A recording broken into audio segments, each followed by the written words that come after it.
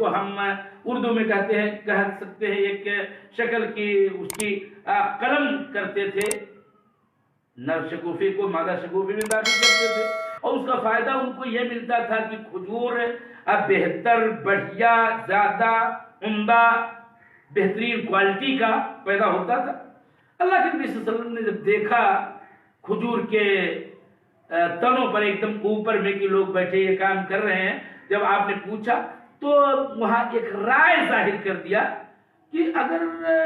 ایسا لوگ نہ کریں تو بھی کوئی فرق نہیں پڑ سکتا ہے، یا آپ نے یوں کہا کہ میں نہیں سمجھتا ہوں کہ اس سے کچھ فائدہ ملنے والا ہے، تو لوگ چھوڑ دیں تب بھی کوئی بات نہیں ہے۔ اللہ کے نبی صلی اللہ علیہ وسلم کے صحابہ کرام اللہ کے نبی صلی اللہ علیہ وسلم کو اسوہ حسنہ سمجھنے والے، آپ کے اشاروں پہ اپنے تمام تر خواہشات سے سرنگر ہو جانے والوں نے جب یہ رائے آپ کی سنی تو ان لوگوں نے تعبیر، لیکن ہوا یہ کہ اس سال کھجور ردی قسم کا آیا، خراب قسم کا آیا، بہتر نہیں آیا، اور شدہ بات اللہ کے نبی صلی اللہ علیہ وسلم تک جب پہنچی تو آپ نے بالآخر یہی کہا تھا کہ یہ ایک میری رائے تھی اور اس پر میرا آپ لوگ مواخذہ مت کیجیے، اور اگر یہ تعبیر تمہارے لیے فائدے مند ہے تو آپ حضرات اس پر عمل کیجیے۔ جب میں کوئی بات رائے سے کہوں تو ضروری نہیں ہے کہ وہ رائے بالکل درست ہو، اس میں خطا کا بھی امکان ہو سکتا۔ ہاں، جب میں دین کی کوئی بات کہوں، اللہ تعالی کی طرف منسوب کر کے کوئی بات میں کہوں تو اس کو لازمی طور پر قبول کرو، وہاں چوچرا یا کسی خیال کی کوئی گنجائش نہیں۔ تو یہ حدیث تعبیر نخلہ اس بات کی دلیل ہے کہ عقل نبی صلی اللہ علیہ وسلم بھی دین اور شرع نہیں بن سکتی ہے،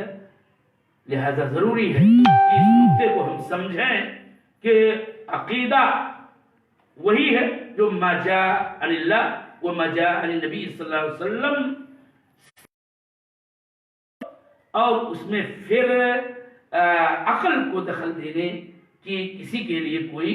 گنجائش نہیں ہے۔ اگر کوئی ایسا کرتا ہے تو اس کو متعدد قسم کی اور ٹھوکریں لگتی ہیں، اور جیسا کہ میں نے بتایا کہ بعض عجمی اپنے آپ کو مجدد کہلانے والے بھی کبھی کبھی حدیث کو اپنے عقلی پیمانے سے ناپنے کی کوشش کرتے ہیں کہ یہ تو حدیث میں ایسا مسئلہ ہے کہ عقل عام کیا کرتی ہے کہ ایسا نہیں ہوا ہوگا۔ یہ عقل عام نہیں، یہ عقل خام ہے، یہ کج عقل ہے، یہ یہودی اور معتزلہ والی عقل ہے کہ جنہوں نے اسلامی نصوص کتاب و سنت کے ساتھ کتنا کھلواڑ کیا ہے وہ سب تاریخ میں محفوظ ہے۔ لہذا اللہ جل وعلا سے یہ دعا کرتے رہنا چاہیے کہ اللہ تعالی ہمیں کتاب و سنت سے ثابت شدہ تمام تر امور کا، چاہے وہ عقدی امور ہوں یا شرعی امور ہوں، ان کو قبول کرنے کی اور شرح صدر کے ساتھ اور پوری رضا کے ساتھ اس کو قبول کرنے کی اور اس پر عمل کرنے کی توفیق دے۔ وصلی اللہ علی نبی